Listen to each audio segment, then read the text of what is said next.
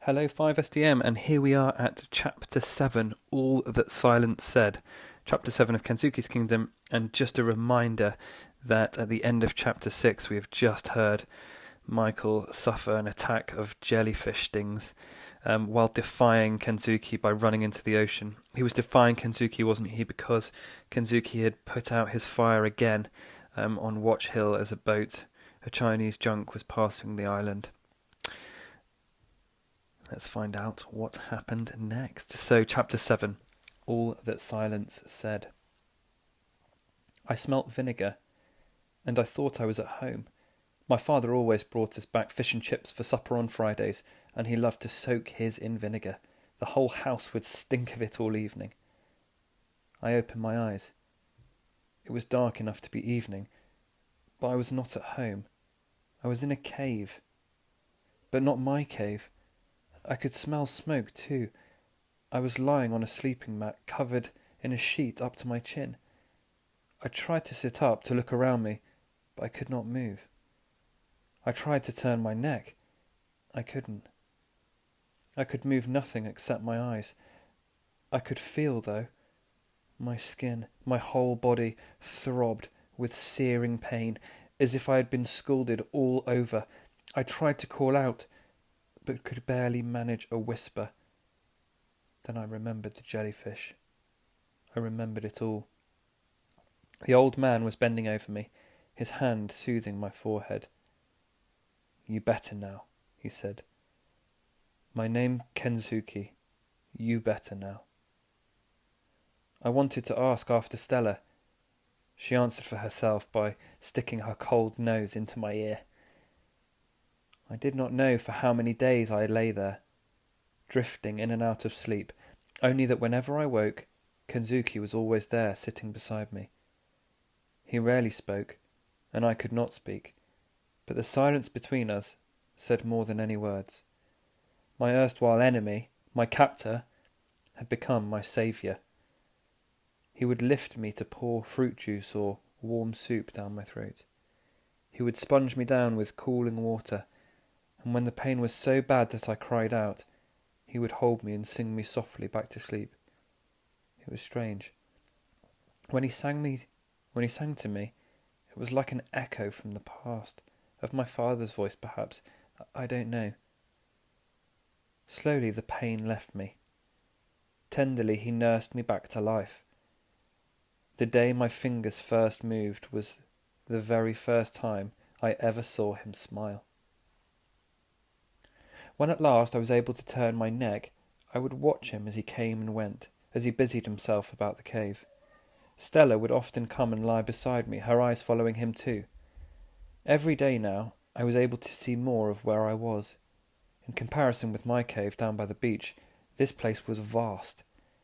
Apart from the roof of vaulted rock above, you would scarcely have known it was a cave. There was nothing rudimentary about it at all. Rudimentary means kind of basic and simple. It looked more like an open-plan house than a cave. Kitchen, sitting room, studio, bedroom, all in one space. He cooked over a small fire which smoked continuously at the back of the cave, the smoke rising through a small cleft high in the rocks above. A possible reason, I thought, why there were no mosquitoes to bother me. There always seemed to be something hanging from a wooden tripod over the fire, either a blackened pot or what looked like and smelled like long strips of smoked fish. I could see the dark gleam of metal pots and pans lined up on a nearby wooden shelf. There were other shelves too, lined with tins and jars, dozens of them, all sizes and shapes, and hanging beneath them innumerable bunches of dried herbs and flowers. These he would often be mixing or pounding, but I wasn't sure what for.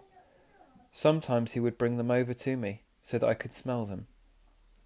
The cave was sparsely furnished. To one side of the cave mouth stood a low wooden table, barely a foot off the ground.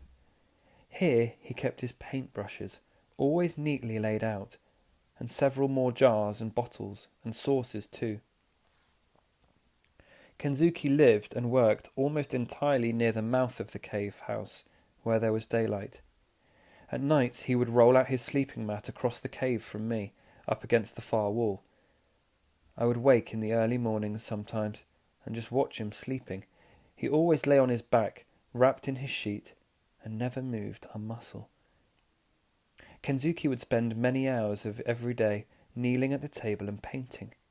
He painted on large shells, but, much to my disappointment, he never showed me what he'd done.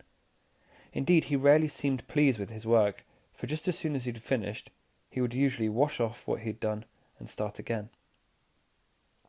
On the far side of the cave mouth was a long workbench, and hanging up above it an array of tools, saws, hammers, chisels, all sorts. And beyond the workbench were 3 large wooden chests in which he would frequently rummage around for a shell perhaps, or a clean sheet. We had clean sheets every night. Inside the cave he wore a wrap-around dressing gown, a kimono I later knew it to be. He kept the cave house immaculately clean, sweeping it down once a day at least. There was a large bowl of water just inside the cave mouth. Every time he came in, he would wash his feet and dry them before stepping inside. The floor was entirely covered with mats made of woven rushes, like our sleeping mats, and everywhere, all around the cave, to head height and above, the walls were lined with bamboo. It was simple, but it was a home.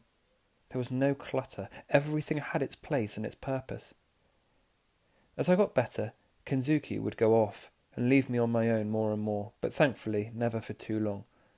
He'd return later, very often singing, with fish, perhaps fruit, coconuts or herbs, which he'd bring over to show me proudly.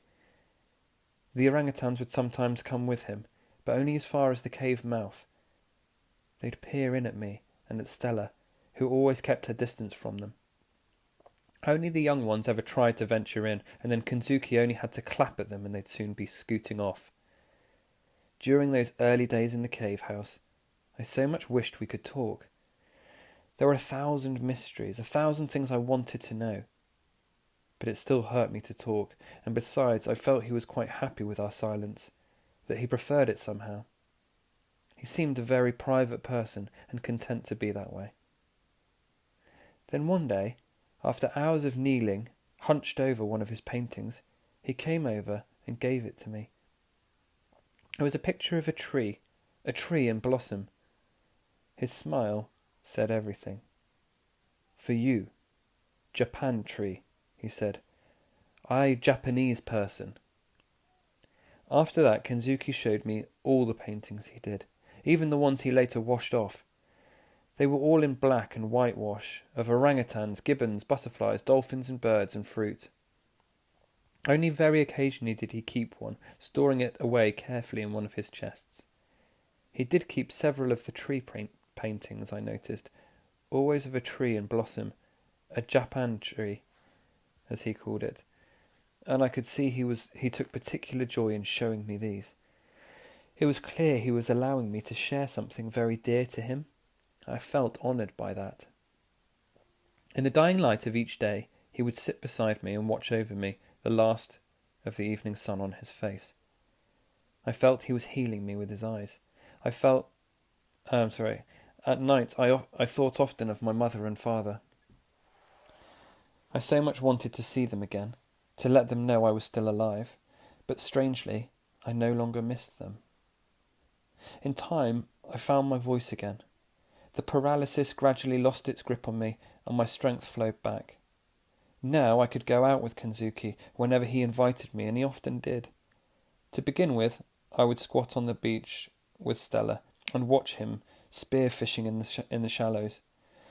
So still he stood, and his strike was lightning fast. Then one day he made me my own spear. I was to fish with him. He taught me where the bigger fish were, where the octopus hid under the rocks, how to stand still as a heron and wait. Spear poised just above the water, my shadow falling behind me so that the fish were not frightened away. I tell you, spearing a fish for the first time was like scoring a winning goal for the mudlarks back home, just about the best feeling in the world. Kenzuki seemed to know every tree in the forest, where all the fruit grew, what was ripe and what was not, what was worth climbing for. He climbed impossible trees nimbly, footsure and fearless. Nothing in the forest alarmed him, not the howling of the gibbons swinging above his head to drive him off their fruit, not the bees that swarmed about him when he carried down their comb from a hollow high in a tree. He used the honey for sharing, for sugaring and bottling fruit. And always his family of orangutans came along, shadowing us through the forest, patrolling the tracks ahead, scampering along behind. All Kenzuki had to do was sing, and they'd come. They seemed almost hypnotized by the sound of his voice. They were intrigued by me and by Stella, but they were nervous, and we were nervous, and for the time being we kept our distance from one another. One evening, quite unexpectedly, as I was watching Kenzuki at his fishing, one of the young ones clambered onto my lap and began to examine my nose with his finger, and then he investigated my ear. He pulled it rather harder than I liked, but I didn't yelp. After that, the rest followed suit, using me as if I were a climbing frame. Even the older ones, the bigger ones, would reach out and touch me from time to time, but thankfully they were always more reserved, more circumspect. But Stella still kept a certain distance from them, and they from her. In all this time, I suppose it must have been some months on the island by now, Kenzuki had said very little. The little English he did speak was clearly hard for him. When words were used between us, they proved to be of little help in our understanding of each other, so we resorted for the most part to smiles and nods, to signing and pointing. Sometimes we even drew pictures in the sand to explain ourselves. It was just about enough to get along, but there was so much I was burning to find out. How had he come here all alone to the island? How long had he been here? And how had he come by all those pots and pans and tools, and the knife he always wore in his belt? How come one of his wooden chests was stuffed with sheets? Where had they come from? Where had he come from? And why was he being so kind to me now, so considerate, when he had clearly resented me so much before? But whenever I ventured any such question, he would simply shake his head and turn away from me, like a deaf man ashamed of his affliction. I was never quite sure whether he really did not understand, or just did not want to understand. Either way, I could see it made him uncomfortable, so I probed no more. Questions, it seemed, were an intrusion. I resigned myself to waiting. And that is where we're going to stop today, 5STM. See you soon.